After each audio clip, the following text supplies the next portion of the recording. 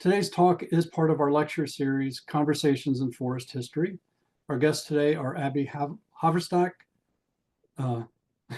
Abby, I apologize. I got it? Okay, fantastic. Our guests today are Abby Hoverstock and Heidi Young. They are with the Denver Public Library, and they have the very envious job, in my estimation, of working with the conservation collection there. And with that, I'm going to turn things over to them. Hi, everyone. Thank you for having us. And thank you to Jamie and Lauren and the Forest History Society for inviting us to come and speak with you today. My name is Heidi Young, and I'm a librarian and the reference supervisor with the Special Collections and Archives Department here at Denver Public Library. I currently curate the published materials portion of the conservation collection. And I'm someone who's passionate about nature, the wild, and especially the relationships between plants, animals, and people. And I bring my enthusiasm for the natural world into my care for the collection. And I'm very happy to be here today. Take it away, Abby. And my name is Abby Hoverstock. I'm the Archive Services Manager here in Special Collections and Archives. Our department is formerly known as Western History and Genealogy. I should mention that. Our name changed about a year ago, and we're now called Special Collections and Archives. I've been at the library for many years, and I think the thing that keeps me here and is a really important aspect of my work is really the passion for public service that we get to pursue here at the public library. I'm gonna go ahead and share our screen now.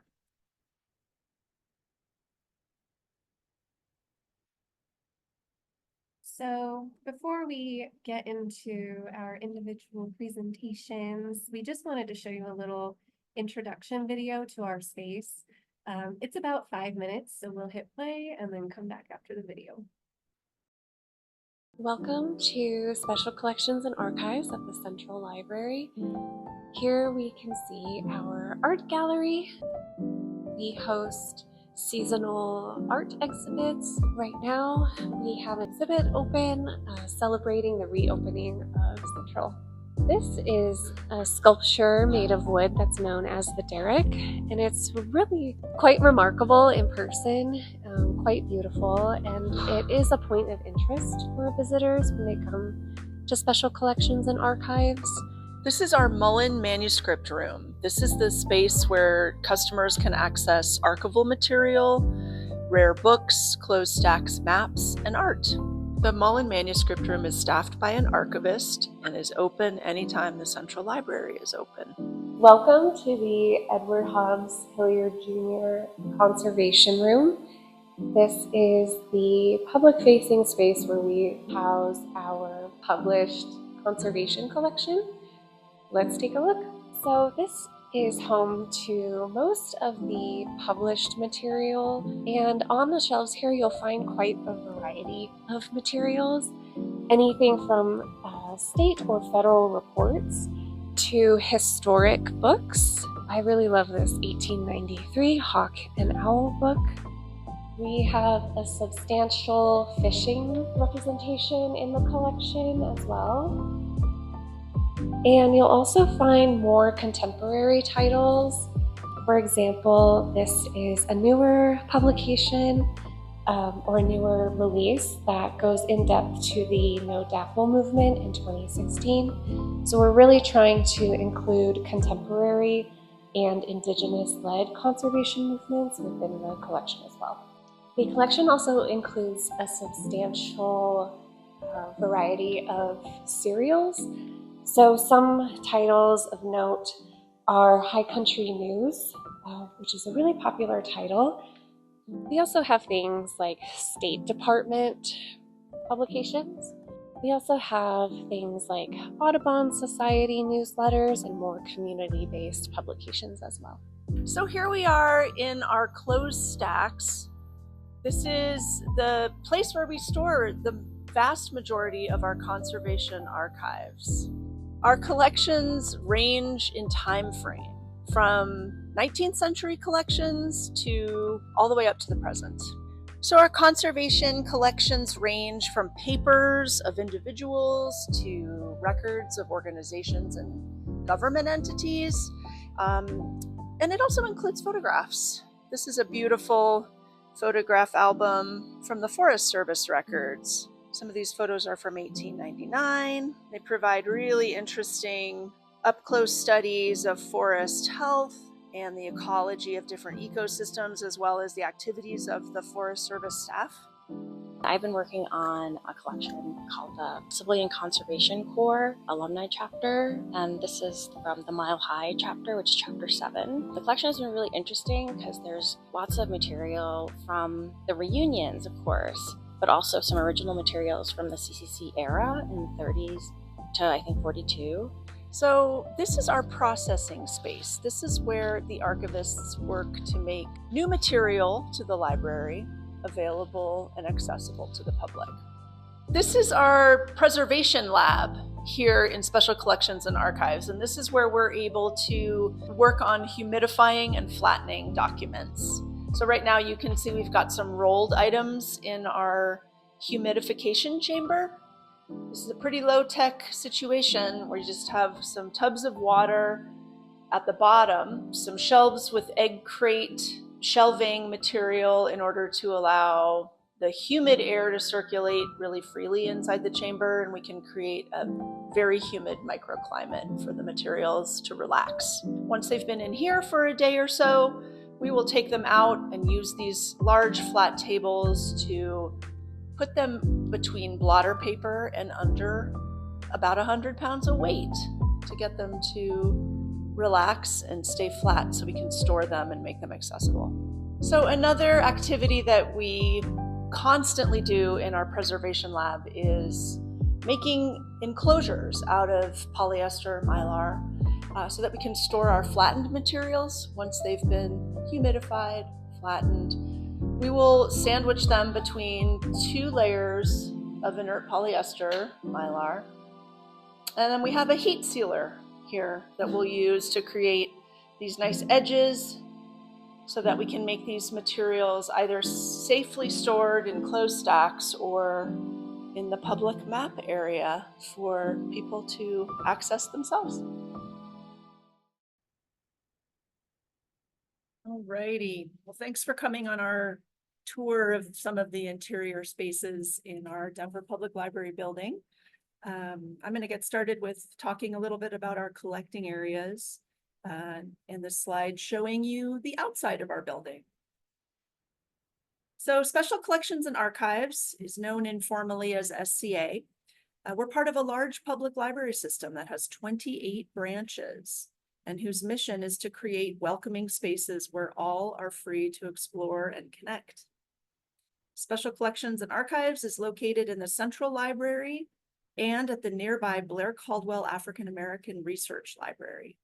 Our subdivisions collections include the following collecting areas. We've got Western history, conservation, African American history, the 10th Mountain Division, and genealogy.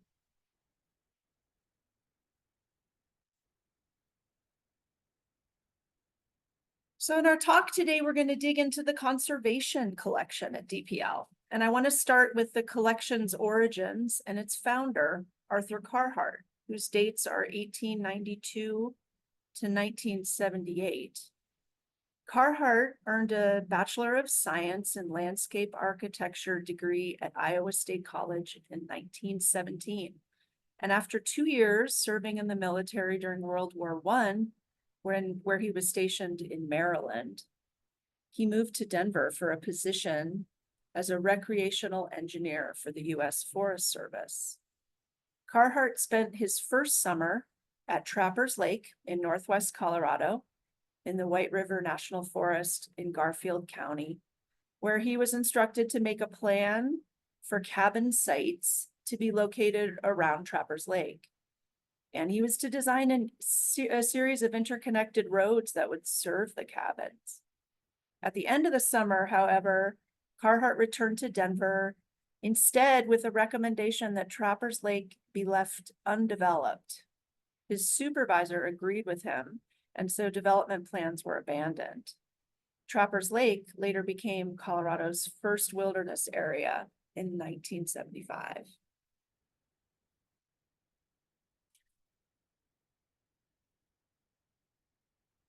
Carhart's time with the U.S. Forest Service didn't last very long. He was fed up with bureaucracy and ready for his next professional chapter, and he left the Forest Service in 1922, at which time he joined the landscape architecture firm of McCrary, Cully, and Carhart in Denver, and he worked in private practice for a few years. He then devoted himself full-time to writing fiction, an avocation he had had since childhood. You can see on this slide a very dramatic and captivating color illustration for The Ordeal of Brad Ogden, whose full title was A Romance of the Forest Rangers. This book was published in 1929 and was a commercial success for Carhart, which led him to a 30-year career as a writer, first of fiction, and increasingly as the years went by, of nonfiction, writing guidebooks and regional history, like the less racy cover you see on the right, his title Colorado, which was written in 1932. His books were written for the common person, the tourist, the casual outdoorsman. They were all laced with conservation-minded themes. A thread throughout Carhart's writing career extended to his conservation activism later in life, a vehement opposition to efforts to deregulate public lands. His political activism to save Dinosaur National Monument from the proposed Echo Park Dam was one example of his disdain for overzealous water engineers and greedy investors who would seek to repurpose public lands. In his life, Carhart held other federal jobs in wildlife restoration, and he amassed a wide-ranging network of people connected to conservation. Carhart began searching for a repository for his substantial library on conservation, and he learned that there really wasn't one locally. So in 1960, at the age of 68, he convinced his friend and fellow outdoorsman and conservation ally, who happened to also be the city librarian of Denver, John Eastlick, convinced him to establish the conservation collection at DPL. Carhart would become the collection's champion for almost the next 2 decades. His widespread network of colleagues in public service, conservation advocates, and outdoor enthusiasts made it possible for the library to collect an impressive number of early records to seed the collection, including the early acquisitions that you can see on this slide. And the photo is of Carhart receiving the American Bison Society records at the library when it first arrived.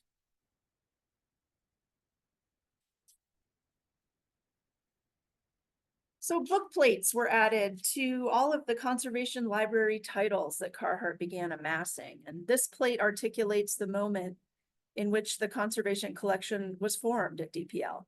It says, "Our newly found capacity for dealing massed death has caused us to overlook momentarily the more gentle sciences which underwrite life and affect the survival of man as surely as does the atom.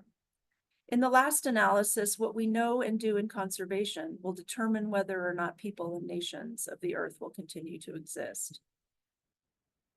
In his book, The Gentle Science, A History of the Conservation Library, historian Andrew Kirk argues that the conservation movement was at a sort of crossroads around this time in 1960. Enthusiasts, urban and rural business stakeholders had stopped the Echo Park Dam, for example, and Colorado seemed to be at the center of a growing environmental movement. But at this time, there were also real worldwide threats of the atomic age. People felt the threat of nuclear energy, of air and water pollution, of overpopulation. There was a recognition of the looming threat of technology that would increase the chasm between people and the natural world. The 1960s was an explosive decade for environmental and conservation awareness in the US. Just 2 years into the collection's formation, Rachel Carson's Silent Spring would be published in 1962, and President Johnston would sign the Wilderness Act in 1964, establishing wilderness designation for the first time and preserving 9.1 million acres of federal land. Though it is strong in collections of the early and mid 20th century, the conservation collection aims to document change in the conservation movement as well. And our goal is to broaden the representation of the movement to include records of professional practitioners from scientists to activists, to collect a range of individuals and organizations, both large and small. For example, scientists like Hugh Bennett. Bennett was the chief of the Soil Conservation Service, credited with convincing the public that soil conservation is critically important. There are also activists whose perspective and impact are critical for us to document. We have collected the Dave Foreman papers, for example. Foreman is usually remembered as the radical environmentalist who founded EarthFirst and later the Rewilding Institute. His collection reflects the urgency of the later 20th century movement and brings in correspondence and rare small-scale newsletters of environmental networks that grew nationally in the 1970s and 80s. So you can see the formal papers and publicity that Hugh Bennett's papers contain. And over on the right-hand side, we've got some items from the Foreman collection, which includes a treatise ripped out of a notebook pad, explaining the argument for the, quote, anarchistic structure of EarthFirst and why its organizational structure won't ever mirror the top-down structure of, quote, industrial corporations that have an anthropocentric worldview. The handwritten newsletters that relied on mailing lists are part of this collection that shows how grassroots activists communicated and tried to further their cause at the latter part of the century.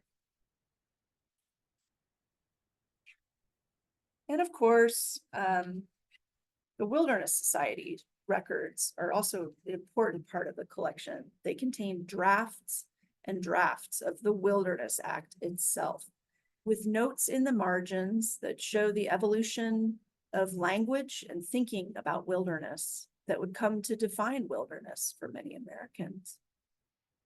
In this document on the slide,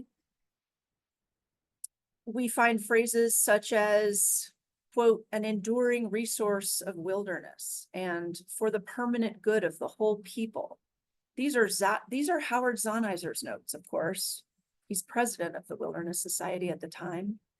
The language of the Wilderness Act shapes what wilderness means to people today. This Wilderness Society records comprises about 642 containers, of which 573 are boxes of original papers and records of the organizations, including papers of the past presidents of the Wilderness Society throughout the decades. Women in conservation were often activists for more than just environmental justice. Velma Johnston was an animal rights activist. Her work involved bringing the cruelty of wild horses and burro roundups into the public eye. Johnston especially opposed the methods used to round up herds for adoption, which most often meant slaughter. In her work, she argued for the ecological value of wild horses alongside the cause of humane treatment for wild horses and burros. She was a rancher herself, so she had the support of many from the ranching community, bridging the cause of preserving wild landscapes with care for wild animals. Her 1957 article, Mustang's Last Stand, which appeared in Reader's Digest, galvanized her cause with the public. Velma Johnston received hundreds of letters from readers, including many children, an audience she felt was particularly important for building solidarity around humane treatment of animals. And this is on the right, a small excerpt of some of the fan mail she received and an example of correspondence from children, which is actually somewhat rare in archival collections and kind of special about this collection. We have the papers of Rosalie Edge, who donated to the Conservation Library in 1962. The Rosalie Edge papers comprise a small but research-rich record of a conservationist whose activism spanned an involvement in the women's suffrage movement in the 1910s to the protection of predatory and game birds from the 1920s through the 1950s. The collection includes records from the Emergency Conservation Committee, which is a group Edge founded in 1929 in New York, and that she led until her death in 1962. The Edge papers offer an interesting and rarely documented archival record of sexism in the conservation movement. Edge was remarkable for her outspokenness and strength in the face of the chauvinism she endured in the movement in the early 20th century. Edge's name may be most recognizable today for her establishment of the Hawk Mountain Sanctuary in Pennsylvania, a bird refuge that she founded in 1934 to curtail annual sport hunting gatherings in that region that had resulted in the wholesale slaughter of thousands of migratory predatory birds. Her conservation activism truly spanned across the US, and she kept working into her 80s as a fierce conservation advocate. But this little clip of text is from a 1953 letter she sent to Mrs. Walter Langsam at Gettysburg College in Pennsylvania, in which she is arguing against the Echo Park Dam in Dinosaur National Monument, a cause that was also dear to Arthur Carhart, as we know. The two corresponded on this topic, as evidenced in her collection.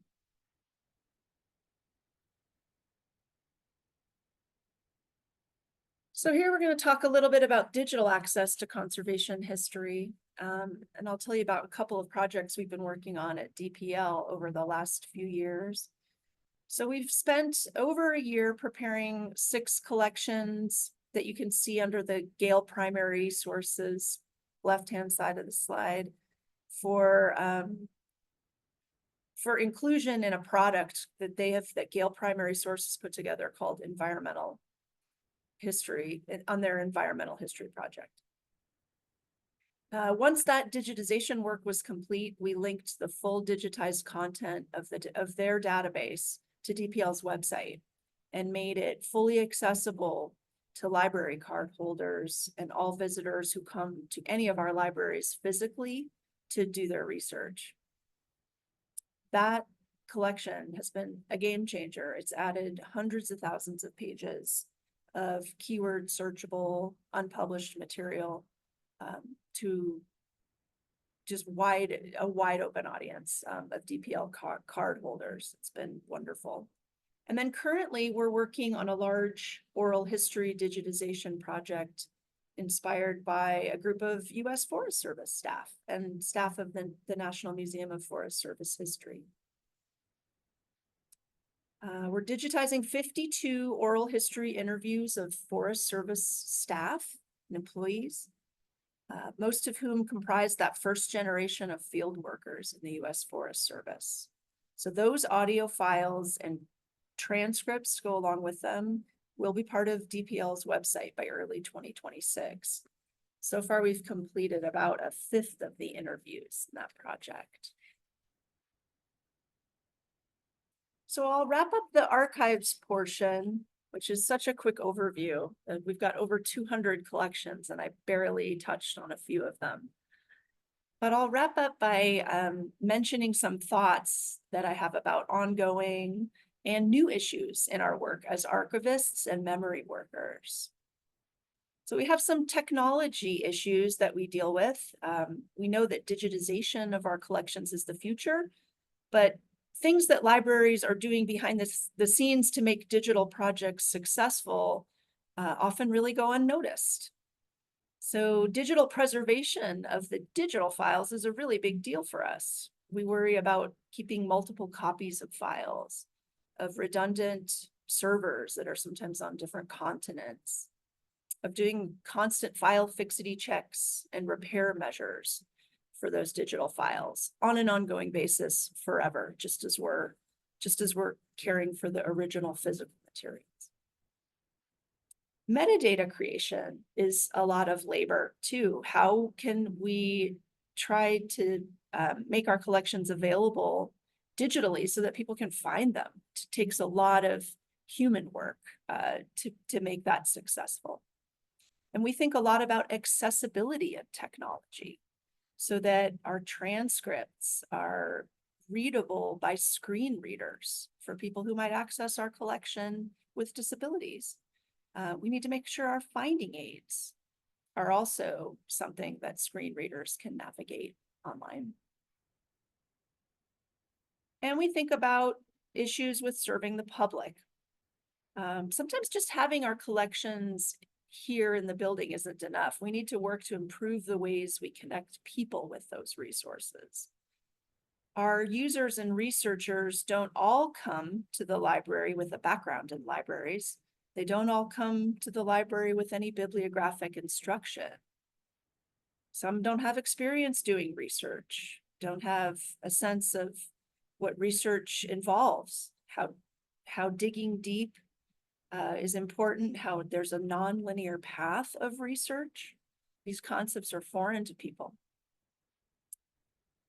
Cursive handwriting is a new concept to some of our researchers, as is an understanding of the role of newspapers in society and how and when to do newspaper research. Our users come from across the country, and there's challenges of doing research from a distance. And now I'm going to turn it over to my colleague Heidi to talk about our published materials and a little bit more about the needs that public libraries are working to fill.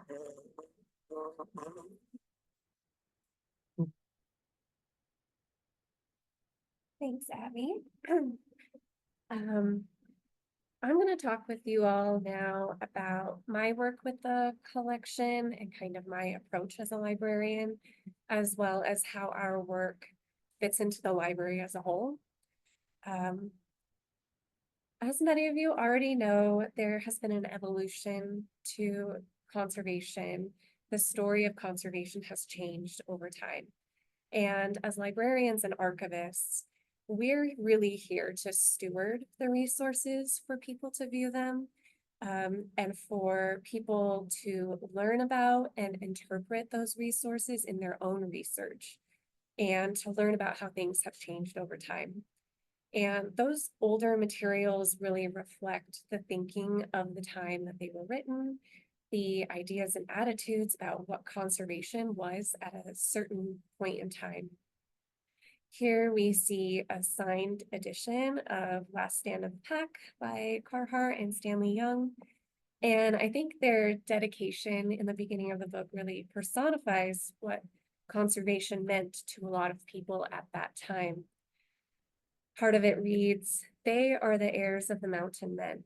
They are the followers of the last frontiers.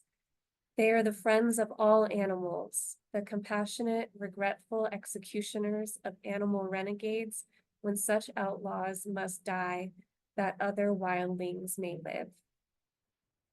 For me, there's a lot there, but again, we allow our materials to really speak for themselves, and it's part of our responsibility to be caretakers of the collection rather than interpreters of the collection. Part of our role also has to do with the preservation, the physical preservation of the materials we collect. We really need to think about how we're making sure our materials are safe for current researchers and for future generations of users. Many of the titles are available on the shelf for browsing on our floor, like you saw in the video, while others we store in the closed stacks, but they are still available for research in our reading room.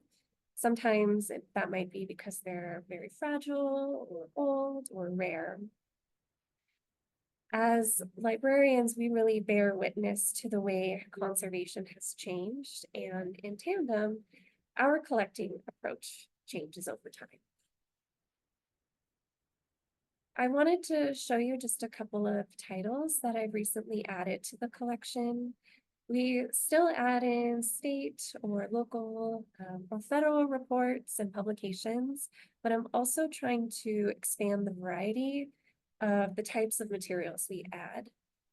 For example, Emergence Magazine is a title that contains a more creative or artistic approach to how people view their relationships to the environment. I also continue to add newly published titles, such as The Intersectional Environmentalist. We have copies of this book in our circulating collection, but I also wanted to add it into the special collection because I want to ensure that this title and others are available in perpetuity. Circulating materials at DPL go through a more vigorous weeding process to make sure that our patrons have continuous access to fresh and good condition titles, whereas our department has a different approach to weeding or collecting. Adding titles to our collections and special collections and archives ensures that future generations will always have access to a certain book. I also want to make space in the collection for more agriculturally focused materials, as agriculture is a big cornerstone of conservation in the West. Other timely but timeless topics include fire, water, recreation, and there are some other interesting areas of collecting, such as conservation within urban settings, which is where our library is located. I also wanted to mention that I'm starting a small zine collection as well. Zines, which is short for magazine, are self-published and they're meant to be very accessible, expressive, often creatively minded. But they also help us take a temperature on what people are feeling and thinking about our natural world. They're really intended to be kind of a folk publication. They're created to be copied on a photocopier, really, and they're a snapshot of a creator's musings or ideas on a topic. Conservation-related zines are really interesting because they're often expressions from people who we don't get to hear from. They aren't academic or government funded. They really come from the people. And I just wanted to highlight this zine on the right as an example of a publication that highlights collaboration between different groups at a historical moment. While there's quite a bit of literature on the fish wars of the 1960s and 70s in the Pacific Northwest, there isn't as much discussion about how diverse the community activism was at that time and how much collaboration was really taking place. I'm also looking to refresh the collection's materials as they relate to wildlife conservation or working in the field of conservation in more contemporary terms. I'm adding a lot of carnivore or predator related titles, as well as books that reflect an animal rights perspective. I wanted to show just a few of these titles as a reflection of the current collecting around species reintroduction and the relationships between people and policymakers of the Western Slope and Front Range, which are areas here in Colorado, and the dynamics between those different stakeholders. Currently in Colorado, wolf reintroduction is a popular area of focus in the field of conservation, and I really want to make sure that I'm capturing the current literature in the field. Historically, this collection has been comprised of mostly white male authors, and I'm trying to intentionally seek more diverse authorship as well as perspectives. I'm interested in adding more titles that reflect Indigenous knowledge systems, as well as other topics that reflect the experiences of more communities. As I look towards the future of the collection and its place here, I try to take my role around collecting with a sense of responsibility to the future generations of researchers and librarians who are going to come after me, as well as the future of the environment and the plants and animals that are part of that environment. And I just wanted to include on this slide my favorite poem written by Mary Oliver. For me, this poem is emblematic of my passion for this collection, the work that I do with it. It really captures the spirit of my why.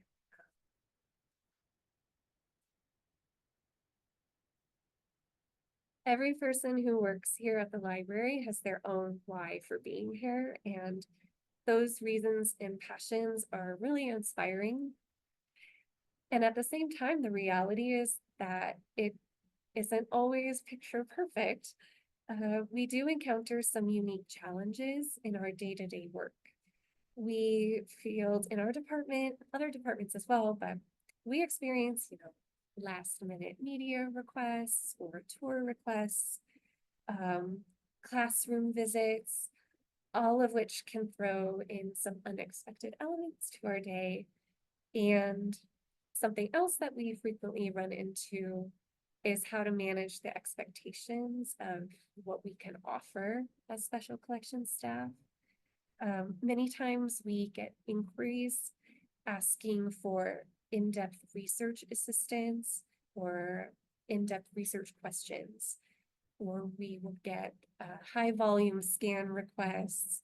And we find that we really can't offer that level of research service.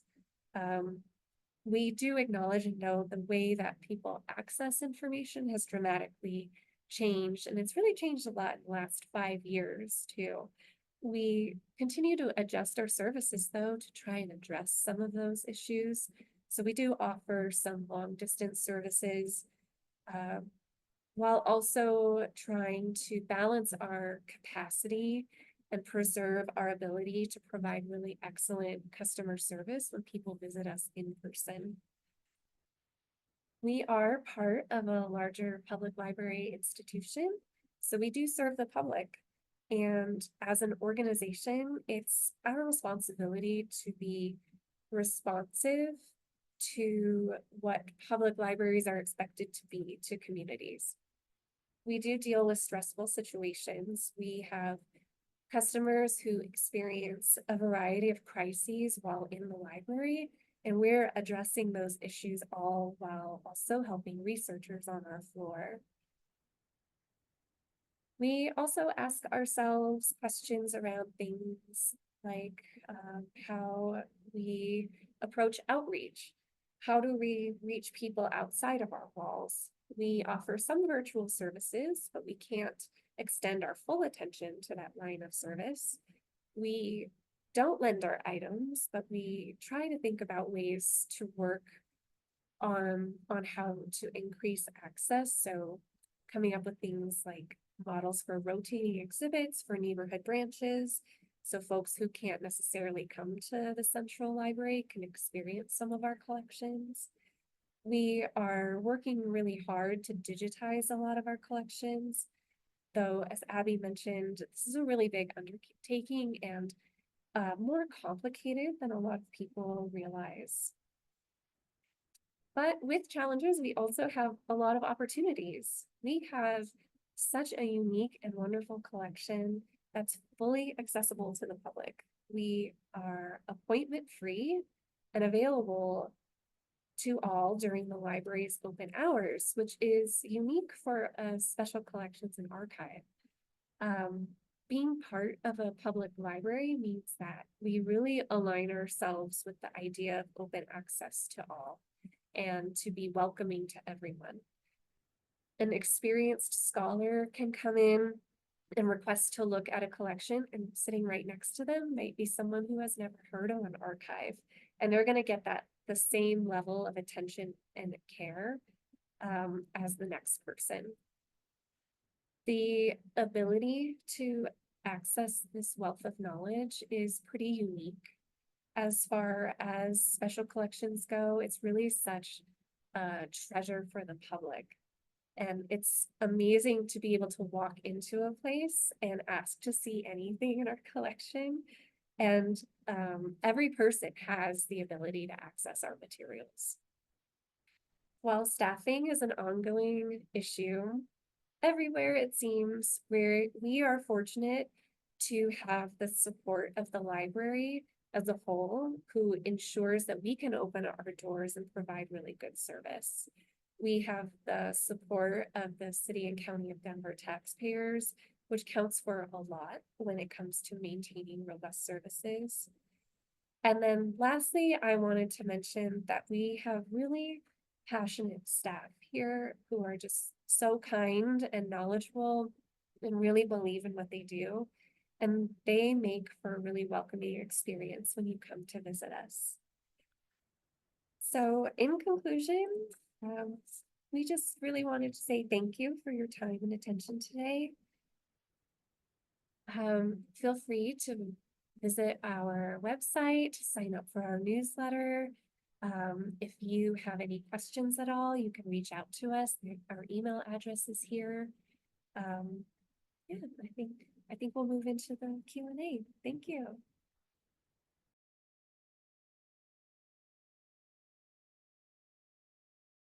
So our first question comes from Stephen Bernath, who asks, what is the relationship between this conservation collection and archives at Colorado State University Library? Thanks for the question, Stephen. We work and refer people to CSU's library, particularly their water archive. I've collaborated a little bit with staff there over the years. We've done tours of each other's repositories, done a little bit of collection work together. So I think there's not a formal collaboration, but there's an informal understanding of what the different collecting strengths are.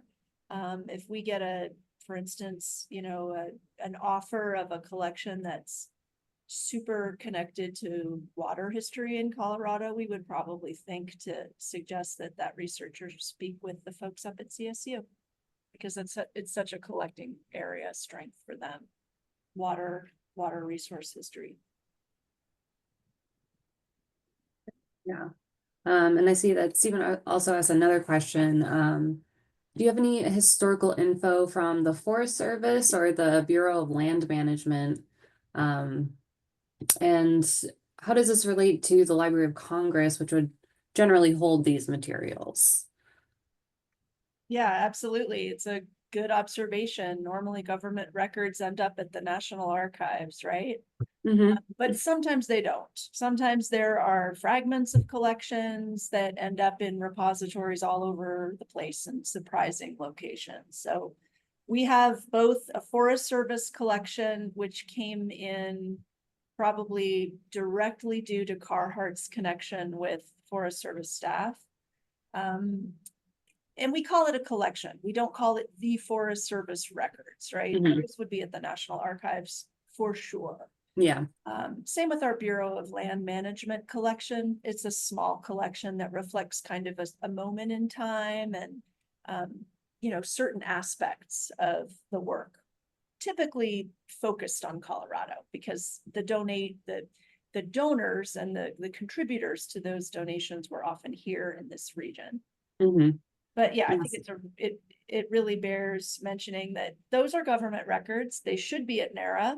Mm-hmm. In terms of the entire record set, but you are going to find fragments of government agency records in archives all over the place and in unexpected places. Sometimes they're in individuals' collections, that were just yeah, here at the Forest History Society, we also have a historical collection for the Forest Service, and so we collect those materials as well, and it's not a bad idea to have copies of these things. So great point. Jamie, I don't know if you want to jump in. You're doing a great job, Lauren.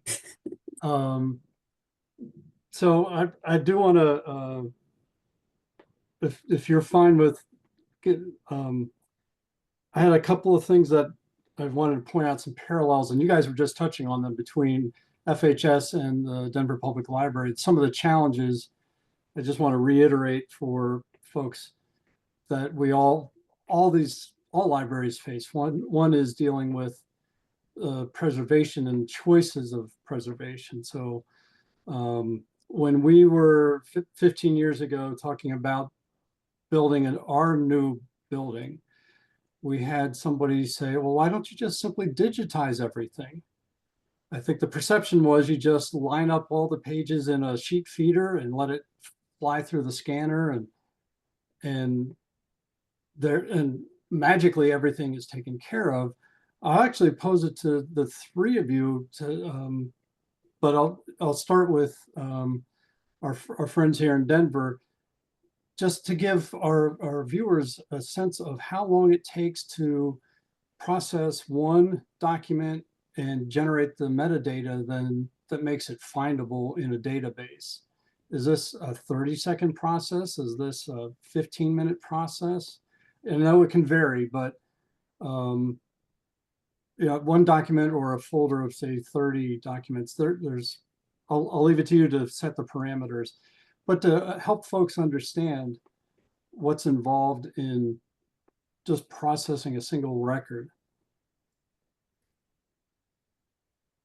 A lot of considerations. I mean, some of the things we need to think about as archivists is how do we want this to be navigable digitally? Do we want, typically a way forward, I think, for archivists is to use our traditional finding aids, right? Our guides to our collections as kind of the baseline from which to launch into the digital content. So typically archival collections are described to maybe the file folder level. So you're not going to describe every single piece of paper. That would be impossible. So we'll do so to like the file folder level. So creating that metadata then could be the launch point where you could, see that digital material that, reflects the exact experience of being in the physical archives and looking at that exact file folder. But then there's a layer of, using OCR or optical character recognition to make the contents of that folder keyword searchable. That's an artificial intelligence process, and it comes with its pluses and minuses. It gets a lot of things wrong. It's not going to read handwritten documents the same way it's going to read a typed document. So you're going to get really mixed results there. And it takes, at this point, it really does kind of take a human to sort of correct the errors that AI optical character recognition will produce. So a lot of little things that people don't think about. And they also, I think, don't think about the scope of digitization. They sort of say, well, it's only one box. Well, one box on average contains 3,500 pages, and we never document feed, right, Jamie? We're never going to put a stack of papers in a document feeder and scan things that way. We're going to do each page by hand. We're going to be careful of staples and paper clips and other bindings that are all over the place with historic documents, other paper types that range widely in historic collections.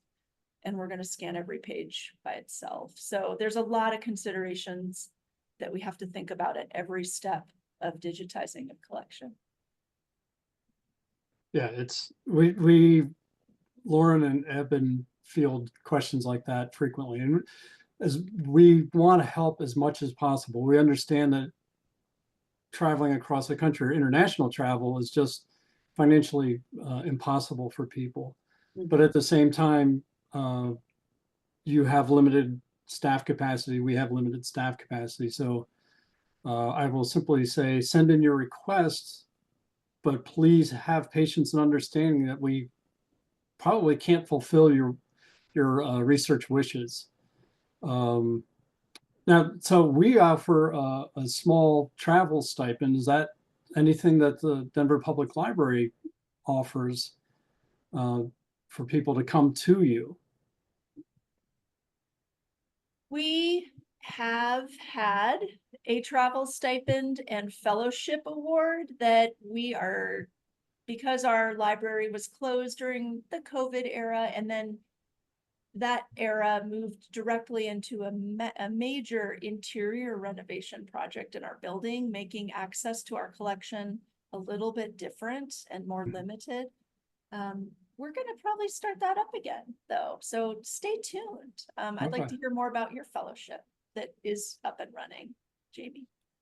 It was established several decades ago by one of our supporters, and it's because of inflation, it's become a very modest stipend.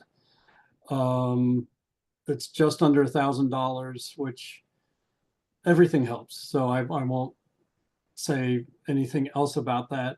In our case, it's it's a rolling application process.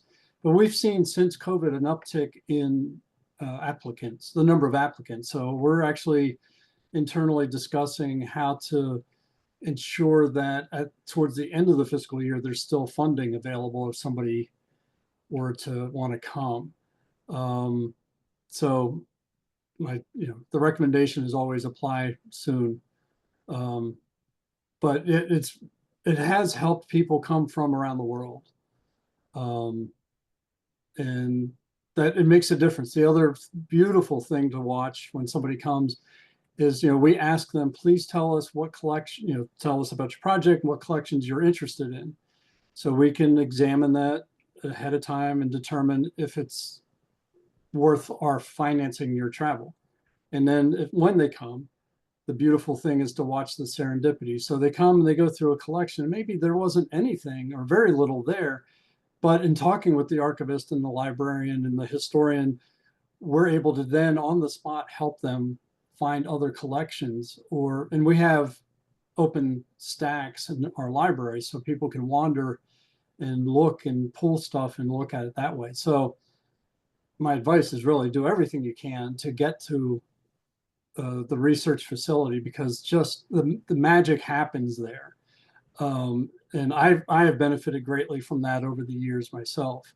I will share that I wouldn't have known that your collection includes the reading glasses of John Muir had I not visited and had a conversation with either the librarian or archivist. It was 10, 15 years ago. And we were talking about Muir, and he said, "Did you know we have this?" I said, "No." And anyway, just little things like that. So we don't have much in the way of physical objects, material objects, but there are a few things that can make a difference. The fact that he could set it up and I could look through and get a sense of what it was like to be John Muir trying to read. He needed reading glasses, I'll say that. There was no question. And we do have a specific question, but this is I think because of its importance, the Wilderness Act. Michelle Riley asks, are there drafts available of the Wilderness Act or the bill available electronically? And I'll pose that because I also want to know how, if you could talk a little bit how something that big and important, and how do you decide what to digitize? So specifically, if somebody wanted to read those drafts that you showed us of the Wilderness Act, are those available digitally? And then how would you decide whether or not to digitize those materials? Yeah, that's a great question. So we have digitized a few of the records of the Wilderness Society on our website, and some of those are available because we did a big exhibit on the 50th anniversary of the Wilderness Act. But the Wilderness Society records at DPL are not all digitized yet. And one of the things, that would make that one of the reasons it wasn't it is not among the first collections that we tackled is because it's multiple hundreds of boxes.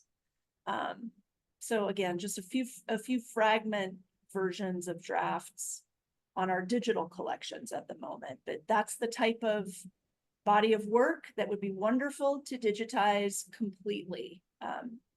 Would be hard to select a small portion of that collection to focus on, because I think the varying research interests of our users are all over the place. The Act itself and all of its drafts would be one approach. But certainly if we just did that portion, you'd have people salivating over the parts of the collection that we didn't get to, the Right. president's records, or any number of other topics that would come up. So couple of ways forward, I would, you can certainly check digital.denverlibrary.org for the few pages that we digitized for that 50th anniversary celebration, but probably more usefully contact us at our website, and we will answer that, that virtual reference question, and hopefully share a limited number of scans with you if you're unable to come in person. And make sense of the multiple drafts that are in those boxes. Yeah. We have someone who's asked if they were planning a visit, especially a prolonged one, how much notice would be helpful for you, and if any. You talked about having, well, that's the question. How much heads up do you want from someone who's going to be there a couple of weeks maybe? So if you have already identified specific collections that you're interested in looking at, we're able to prep up to 6 archival boxes for you. And we just need 3 business days for that. And you can let us know on our contact form. If you need some assistance kind of narrowing down what you might want to look at when you arrive, you can, a few days notice with that contact form is helpful. But that's never required, and no one ever has to tell us that they're planning on coming, because we don't schedule appointments. When we're open, you can come.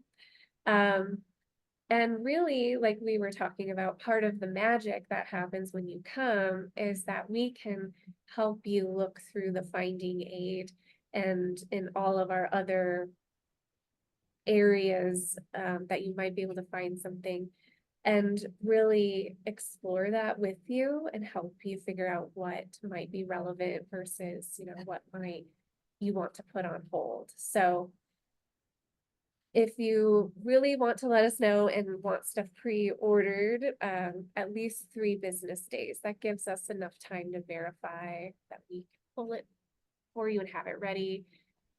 I would say it's like a 99% chance that it's where it's supposed to be. But once in a while, something happens. But yeah, that answers your question. Yeah, I think the more preparation a researcher can give to the library staff, the better the visit's going to go and the more productive it's going to be. So that's how we feel about it. If you walk in off the street, we'll do everything we can to help you. But if you give us a heads up, then we can pull materials. All of our stuff is located on site. Is that true for you? Or do your archival, everything's there? Okay. We're lucky enough to have on-site storage for sure. Okay. But I would agree with you, Jamie. It's nice to, if you can, let an archives know that you're coming.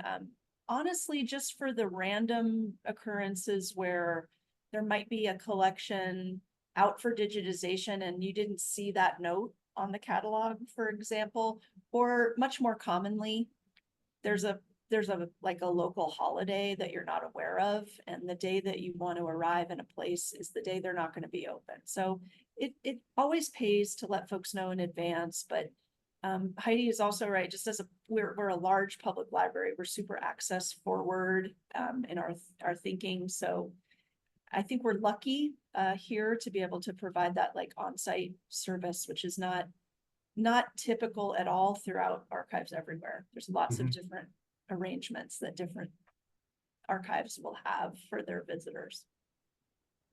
Yeah, I've encountered that where they want you to 3 days or more in advance place your order, and it's challenging, but nevertheless, the more you can help the staff, the more the staff can help you. Andy Mason has a question, and this is great. Andy, I appreciate you asking this. So Helen Dow was, I believe, the first female fire lookout, and she was in Colorado. So Andy's asking a very specific question, but I ask because we get this question as well about Helen, which is, do you have information in your collection about her specifically? There may be stuff in the Forest Service records that you have, and that's true for us. It's scattered amongst collections, but offhand, do you know if you have anything about her? Offhand, I don't know for sure. I know we don't have a collection for her by her. She may be present in the Forest Service papers. I don't know, but I'm intrigued to try to check that out. Feel free to ask it on our contact us form on our website, or just email history@denverlibrary.org and we could look into it for you, or you could check our finding aids online as a starting point. Okay. Great question. I want to know. Well, Lauren, do you have a question for your colleagues in Denver? Sorry to put you on the spot, No, no worries. There were a couple of questions that I was interested in getting to. So, how do you determine what materials are archival? That was one of the questions that we got in our question and answer box, but I'm curious what you have to say. Sure. I mean, by and large, they're archival if they're unpublished. If they contain, a body of records of whatever kind that explain the work and achievements of a person or an organization, they could be considered archival. But, I would also say sometimes we have publications that are left inside archival collections, right? They're usually left in there because they're so significant to the surrounding unpublished work that's in those records, or they're annotated. They might have notes that were done by the creator of the collection, and so therefore they're not really in the book collection. And every once in a while we have both a title that you'd find in our published special collections that would be, not circulating, but available for use in our library. And you might also find a copy of that in the collection because we decided there are so few of them and it's so relevant that we would leave it there. Does that sound about what you do, Lauren, or do you have a different approach? Yeah, I'm not so much the archivist in this area, but I think like Heidi, the librarian, so I focus more on the books. But Eben is our archivist here, and if there's people who may be like retiring who work in some sort of forest or conservation related field, they may have collected several things over their time, or if they've worked on some sort of project or book or something, having their manuscript files, their research materials, things like that are all good. Anything that's unpublished and one of a kind, we're going to be interested in it. One thing we found, there's a small collection that comes to mind, are Harold Steen in 1976 published a history of the U.S. Forest Service, probably the first real book-length scholarly treatment of it. And he had gone to National Archives and very many archives to collect his research. Now he's at the time he was on staff with us, and eventually he became the president of FHS, but he kept his research records, and then he kept the manuscript drafts, which went through, the manuscript itself went through a lot of changes. And what's really remarkable about collections like that is you, as a researcher, can come in, and he's, like I said, he went to 6 or 10 different archives. So now you can see what records he saw, because he took notes or was able to get copies of stuff. And in a way, a researcher can save themselves a lot of travel by coming to look at that one collection. But then you also are walking in the intellectual pathways of the writer. So you understand what he chose and what he didn't choose. And that's also an important aspect of history, because we can't tell everything that happens. Otherwise, the publication never gets done. But it's very helpful for researchers to be able to access the research materials of others too. So, and then there are those historians who write intellectual biographies, right? So somebody could come in and want to write that biography of Harold Steen, just focusing on his works because he was a prolific historian. So what was it he was writing about, but also who was he corresponding with while doing so? So that's also some of the magic that can occur when visiting a place, is to see, access materials that maybe they've also disappeared since, or any number of things could have happened. So with that, I look at the time, and I want to thank Abby and Heidi and Lauren for this great presentation and Q&A. This was really enjoyable.